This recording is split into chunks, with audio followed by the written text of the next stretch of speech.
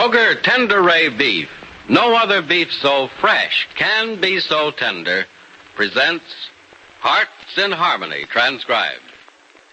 K is for Kroger, C is for cut, B is for beef. KCB means Kroger Cut Beef, and Kroger Cut Beef means more meat for your money. Remember that fact, ladies. Remember that Kroger Cut Beef gives you more meat, less waste, and for this reason. Before the meat is weighed and priced, the Kroger method of cutting beef removes excess bone, excess waste, and stringy ends. Yes, that's before the meat is weighed and priced. And listen, you get the top U.S. government grades of beef. It's tender, juicy, rich red, and marbled with just the right amount of flavory fat. So you get better value in top-grade beef. Let's take a Kroger Cut Chuck roast as an example. Before the roast is weighed and priced, the Kroger method of cutting beef removes excess waste and stringy meat. You're bound to get a better value because you get more solid meat, only a minimum of bone.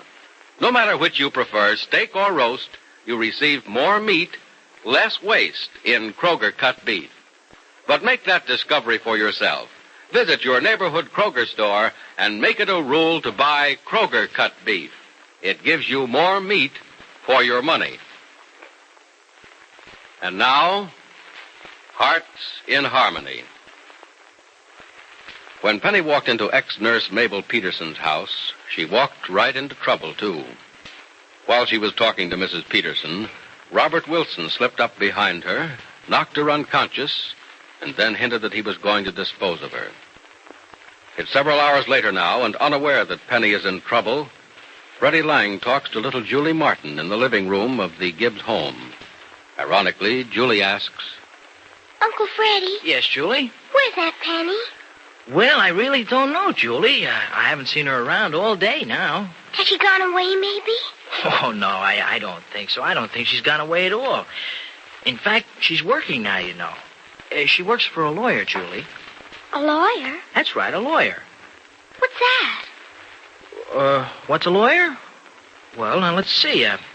A lawyer is a guy with an office, and the office is full of books, and all those books have big mouthfuls of words in them, see? And he's also the fellow who can get you out of trouble, if you're ever in trouble. He is? Well, more or less, yes. Is that Penny in trouble? Oh, no, not Aunt Penny. Then why is she with the lawyer?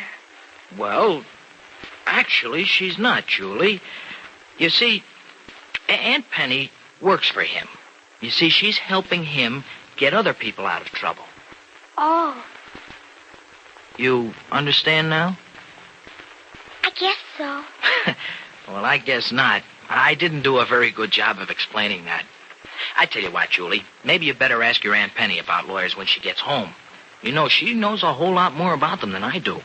Aunt Penny is awful smart, isn't she? Oh, you can sure bet she is. She's smarter than anybody. Well, no, I wouldn't exactly say that, Julie. She's smarter than anybody you and I know, I guess, but, well, there are still a lot of smart people left in this world. Will I be smart like Aunt Penny when I grow up? I don't know why not, Julie. And not only that, but I'll bet you'll be just as beautiful, too. Oh, am I beautiful, Uncle Freddie? Beautiful? Julie, you're a knockout. A knockout? Mm-hmm. What's that? Well, a knockout is a gal's face that's so terrific to look at, you think you've been hit by something. Oh, you're silly, Uncle Freddie. Yeah, you think so. Well, now, you just wait until you're 18 years old and you see some college football captain with a great big pair of truck horse shoulders and a movie star face. Then you're going to think that you've been in a head-on collision with a fast-moving express train. You talk awful funny, Uncle Freddie. I don't know half of what you're saying. No? Well, I'm sorry, Julie. I guess I just forget sometimes. Forget what? That you're still a little girl. I'm not a little girl. I'm 6. Oh, say, that's right, you are. You know, I was thinking you were only 5.5. 6 is a lot more than 5. Oh, it sure is. But you don't want to rush to be 7, Julie, because you're going to get there soon enough. And before you can say I'm going to be 8, then you're going to be 80. That's silly, Uncle Freddie. Everybody knows that 9 comes after 8 and 10 comes after 9. And you have to be a lot of things before you're 80. Yeah, that's right, Julie. You have to be a lot of things, and you have to do a lot of things before you're 80.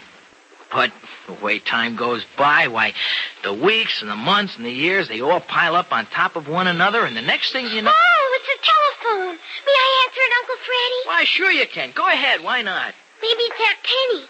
Maybe she's coming home. Well, if it is Aunt Penny, you let me talk to her, will you? You know she's got to bring in some things for supper tonight. All right. Hello? Hello, Julie. Yes, this is Julie. Julie, this is Johnny Keith. Oh, hello, Uncle Johnny. Hiya. I answered the telephone all by my own self. You did? That's fine. Look, honey, let me speak to your Aunt Penny, will you? She's not here. She isn't? No, she's not. Well, has she been there? No, she hasn't. Not all day. She's working now. For a lawyer. What's a lawyer, Uncle Johnny? Well, I'll explain it to you when I see you, honey. Who else is there? Uncle Jed and Aunt Laura and Uncle Freddie. Well, get someone to the phone, will you, Julie? All right. And hurry, please. I will. Uncle Freddie. Yeah? It's Uncle Johnny. He wants to talk to someone. Oh, he does, huh? Well, if it's just someone, then I guess I'll do, huh? Thanks, Julie. You're welcome. Can I talk again when you finish? Sure you can. Hello? Hello, Freddie. Oh, yeah, Johnny, this is Freddie. Freddie, have you heard from Penny since she left home? Well, no, I haven't. Should I have heard from her? Well, she ought to be home by now. What makes you think that? Well, she said she would be after she went to Carter's office and reported in. Oh. Well, Johnny, maybe she's still at Carter's. No, she isn't. I just phoned there. I see. How long ago did she leave the office? Well, Freddie, she never even showed up. She didn't. Well, maybe something came up and... Oh, I know. She probably went over to the church to give Dr. Judson a hand. No, she's not there either, Freddie. She hasn't been there. I phoned the church, too. Oh. Well, look, Johnny, do you have to see her right away? Because if so, I can... Well, Freddie, you don't understand. I better not take the time to explain right now. Hey, Johnny, you know, you're sounding kind of funny, like you're excited. Well, I'm worried, Freddie. She went to see Mrs. Peterson a few hours ago, and she hasn't been seen since. No? Well, did you try calling Mrs. Peterson's house then? Yes, a dozen times, and there's no answer. Freddie, there was a guy named Robert Wilson there, the man Carter is looking for. Uh-huh. Now, I think that Penny ran into him. Yes, and if Penny ran into him, she ran into trouble, too. Well, that's what I'm afraid of. Johnny, I was afraid of the same thing. Look, tell me, where are you now? In Whittemore's drugstore. Okay, I'll tell you what you do. You stay there. No. I'll be down in about 5 minutes, and we'll barrel out to that Peterson dame's house, and we'll have a look-see around. Swell, I'll see you. Okay, Johnny. Goodbye. Oh, Uncle Freddie, you said I could... I'm sorry, Julie. I know I told you that you could talk to Uncle Johnny again, but look, not right now, will you? Something's come up. Can I answer the phone next time it rings? Yeah, sure you can. In fact, I'll tell you what you do. You stick right here by the phone, and I'll give you a ring in a little while. Now, stick right here, will you, Julie? Well, the bell's ringing, all right, Freddie. I can hear it. Yeah. I wonder if that Mrs. Peterson can hear it, too. I wonder if she's even at home. Well, obviously no one's home, Freddie. Yeah. Say, Johnny, are you sure that Penny came here? Well, sure I am. I stood right across the street and watched Mrs. Peterson let her in. Uh-huh. Well, the old gal isn't letting us in. I think we ought to go in just the same. No, Freddie. I don't think we... The door's locked. Well, I got ways of opening it. No, maybe I better not do that. Now, look, Freddie, maybe we better call the police, huh? Oh, no, Johnny, no, I don't think so. No, you know, guys like this Wilson, they go crazy. They do awful things when they got cops tailing them. I know about those guys. Yeah. Well, what do you think we ought to do? Let's try one of these windows. Have the police after us? Well, if we run into Wilson in here with Penny, maybe we're going to want the cops after us. And right close after us, too. Let's see now. Now, the window's locked. So is this... You know, Johnny, this could go on all day. Freddie, you shouldn't have broken the window. Well, it's one way to get into a house with locked doors and windows. Now, let's see if I can just reach the window catch through here. Careful, don't cut yourself. Okay. I'll bet I look like I'm going back to my old ways, huh? Well, I'd say you're breaking in here for a good cause. Yeah, thanks a lot. There. Got the window catch off. It's unlocked. Good. There. Well, it's open now. Come on, let's go in. You know, I don't approve of your methods, Freddie, but I like the results. Well, it's the results that count, isn't it? Keep your eyes open when you get in there. Yeah. Hey, you know, there's nobody in here as far as I can see, and I can see all the way to the back of this house. Come on in, Johnny. Be careful in there, Freddie. There might be somebody hiding behind a door. Well, I'm ready for anything, including ducking a bullet. Well, the place seems deserted. Yeah, doesn't seem to be anybody around. A couple of rooms over this way. Let's have a look and see if we can Well, find it. hold on a minute, Johnny. Huh? Look there. Isn't that one of Penny's hair combs there? Where? Right there on the rug. Seems to me Penny was wearing this thing when she left the house this morning. Do you recognize it? I'll say I do. It's Penny's, all right. I don't need any proof she was here. All I want to know is where she is right now. Well, I don't think we'll find her here unless maybe we could... Oh, Johnny, look. On the floor there. Well, what is it? Well, it isn't red ink. That's blood. Uh-oh. I was afraid we'd find something like this. I'm calling the police. No, wait a minute. Wait. But before you call the police, let me call the house first. Why waste that much time? Well, what I said about Wilson still goes, Johnny. Maybe Penny's just hurt. Maybe she's not dead. He'll really kill her if he finds out that the cops are looking for him. All right, but if she's not at home, I'm calling the cops. Yeah, sure. Okay. Why didn't she answer? Hello? Hello. Is that you, Julie? Yes, Uncle Freddie, this is Julie. You kept your promise, didn't you? Yeah, I did. Julie, is Aunt Penny there? No, she isn't. Oh, she's not, huh? Well, okay, thanks, Julie. I'll call you back again later on. Goodbye. Oh, goody. Bye. Johnny, she's not there. Oh. Go ahead, call the cops, will you? And here's hoping they find her before we have to call a hearse.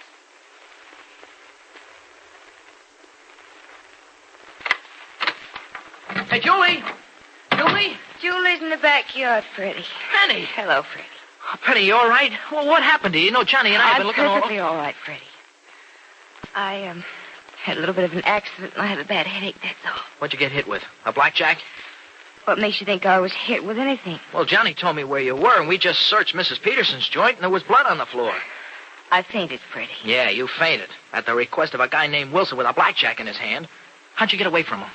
They let me go. Who? Wilson and Mrs. Peterson? Yeah, oh, Freddie, my head hurts. Look, I'll go get you something for your head. Then maybe you'll take my advice and stay out of things like this before you get something worse than a knock on the noggin. So Penny is home, and hardly any the worse for her encounter with Robert Wilson. Will she take Freddie's advice and drop out of the Ainsley case? Or will she go out and face even more terrible danger? Be sure to listen to the next dramatic episode of Hearts in Harmony. KCB. KCB. KCB means Kroger cut beef, and Kroger cut beef means more meat for your money. Right.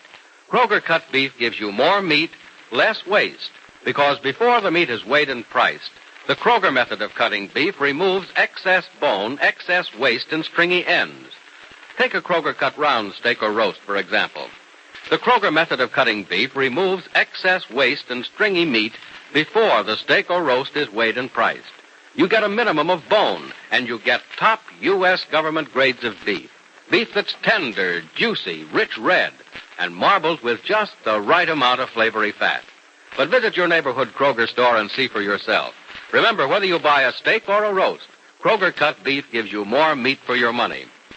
Ladies, make plans right this instant to visit your neighborhood Kroger store, the only place you can buy Kroger cut beef.